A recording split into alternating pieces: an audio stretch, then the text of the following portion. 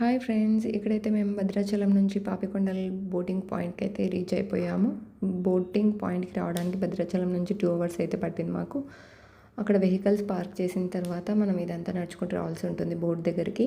మన టికెట్స్ అన్నీ వెరిఫై చేయించుకున్న తర్వాత బోట్లోకి ఎంటర్ అవ్వచ్చు.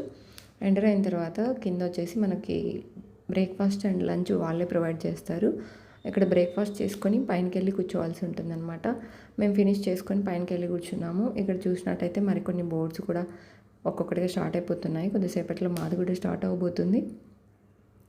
మనకు బోట్లో ఒక గైడ్ చేసే పర్సన్ కూడా ఉంటారు.